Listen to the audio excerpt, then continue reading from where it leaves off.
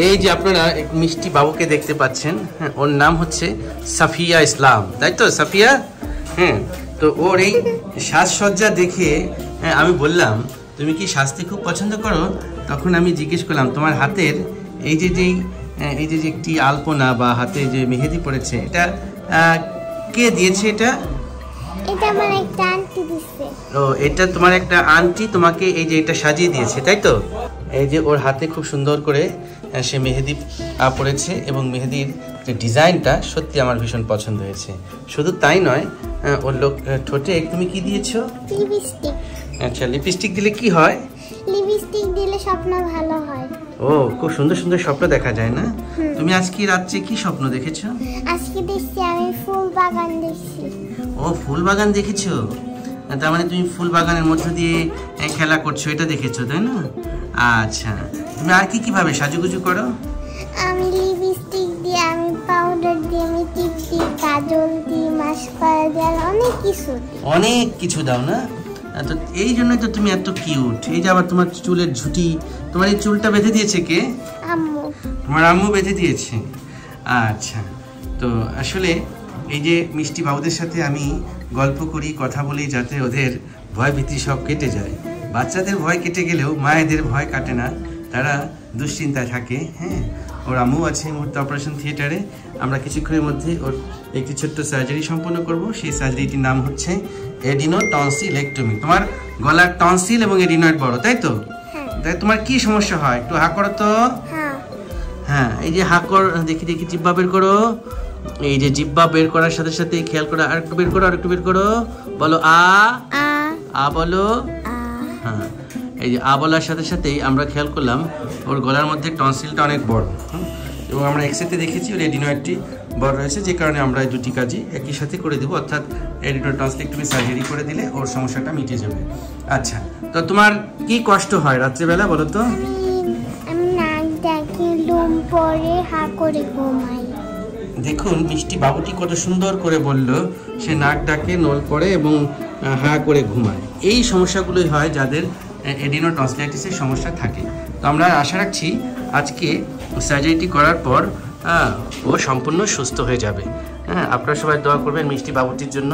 এত কিউট একটি বেবি এবং এত সুন্দরভাবে সে কথা বলে, একদম পুরো তোতা পাখির মতন। ওর কথাগুলো শুনলে শুনতে ইচ্ছা করে। ঠিক আছে, তাহলে আমরা শুরু করি। হ্যাঁ,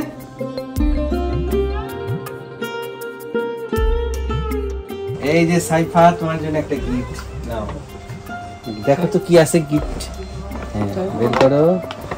এই যে এবার বের করো, এটার মধ্যে কি আছে দেখো তো। হ্যাঁ, বের করো। এই যে কি দেখবা? এই যে একটা মগ। এই মগে করে তুমি এখন থেকে দুধ খাবা। হ্যাঁ, তাই? আচ্ছা আচ্ছা আচ্ছা আচ্ছা। সো ভিউয়ার্স, আপনারা খেয়াল করছেন এই সেই মিষ্টি বাবুটি কিছুক্ষণ আগে যাকে অপারেশন থিয়েটারে দেখলেন, ও আমার সাথে গল্প করলো। ও তো খুব মানে সৌন্দর্যপ্রিয় মানুষ, সাজুগুজু করতে পছন্দ করে। লিপস্টিক তার থাকবেই, লিপস্টিকটা এখন আরো সুন্দর লাগতেছে। তুমি কখন মাখলা? মাত্র? আচ্ছা, তুমি কি জানো তোমার যে একটি অপারেশন হয়েছে কিছুক্ষণ আগে? হ্যাঁ, কে করছে অপারেশন? এইবার ঠিক আছে। তো যাই হোক, মিষ্টি বাবুটির অপারেশন হয়েছে। আমি যখন অপারেশন থিয়েটারে যাই, সাইফার সাথে গল্প করি। সাইফার আম্মু ছিল অপারেশন থিয়েটারে। সে আর কি কথা বলবে, সে দেখি শুধু কাঁদছে আর কাঁদছে। তবে এখন তার মুখে হাসি আছে, তাই তো? জি আলহামদুলিল্লাহ, আমি অনেক খুশি স্যার আপনার এই অপারেশন করাতে। অনেক আপনার ভয় লাগছিল? অনেক ভয় পেয়েছিলাম, ফার্স্টে ভয় পাইনি, পরবর্তীতে অনেক ভয় পেয়ে গেছিলাম। আসলে যখন আমি অপারেশন থিয়েটারে বাচ্চাদেরকে নিয়ে যাই, তো তারা যাতে ভয় না পায়, সেক্ষেত্রে আমি অভিভাবকদের, কখনো বাবা কখনো মা বা গার্জিয়ান, যারা লিগ্যাল গার্জিয়ান, ঘুম পাড়ানোর আগ পর্যন্ত ওটিতে রাখি, যাতে একটু সাহস পায়। সেই জন্য আমি সাইফার আম্মুকেও রেখেছিলাম ওটিতে। কিন্তু আমি খেয়াল করলাম, আমি সাইফার দিকে গল্প করছি আর চোখে খেয়াল করছি যে সাইফার আম্মুর চোখ দিয়ে টপ টপ করে জল পড়ছে। আমি কিন্তু ঠিকই খেয়াল করেছিলাম। তখন আসলে বোঝানোর ভাষাও থাকে না আমাদের, কারণ আমি নিজেও একজন পিতা। তো আমি ভাবি যে সন্তানের জন্য তো সত্যি সত্যি খারাপ লাগবে যে সন্তান অপারেশন থিয়েটারে আছে। তো কি হবে না হবে এটা নিয়ে সংশয় থাকে, আর সংশয় থাকাটাই আসলে স্বাভাবিক। তবে সব সংশয় অবসান ঘটে যখন বাচ্চাদেরকে আমি ফলো আপ এসে দেখি যেরকম বসে আছে, গল্প করছে, খেলছে, তখন আসলে ততটাই ভালো লাগে, তাই না? যতটা আমরা কষ্টে থাকি তার চেয়ে বেশি ভালো লাগে। তো এভাবেই আসলে আমরা এডিনোটনসিলেক্টমি সার্জারি করি, যে কাজটি করলাম সাইফার আজকে, এবং আমি আশা রাখছি ওর যে সমস্যাগুলো হতো সেটা থেকে সে মুক্তি পাবে।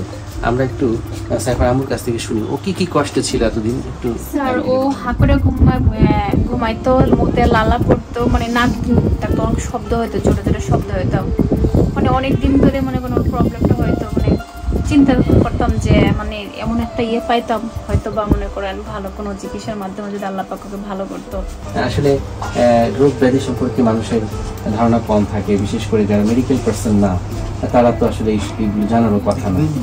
তো এই ছোটখাটো বিষয়গুলো যদি সহজভাবে আমরা রোগীদের মাঝে তুলে ধরতে পারি, এবং কীভাবে চিকিৎসা নিতে হবে, এবং চিকিৎসা নিলে কীভাবে লাভ হয়, চিকিৎসা না করালে কী কী ক্ষতি হয়, এইগুলো যখন আমরা তুলে ধরার চেষ্টা করি, সেক্ষেত্রে কিন্তু মানুষ সচেতন হয়, এবং সচেতন হলে কিন্তু সে অপচিকিৎসার শিকার হবে না। উদ্দেশ্য আমার একটি, মানুষ যাতে ভুল পথে পা না পায়, ভুল পথে পা দিলে কিন্তু আসলে ক্ষতি। আমি এটাই চাই যে আপনারা এই ভিডিওগুলো দেখে সচেতন হবেন। আপনার সোনাবাবুর মধ্যে যদি এই জাতীয় সমস্যা আপনি খেয়াল করেন, তাহলে দেরি করবেন না, নিকটস্থ একজন নাক কান করার বিশেষজ্ঞ চিকিৎসকের পরামর্শ গ্রহণ করবেন। Thank you very much for watching this video.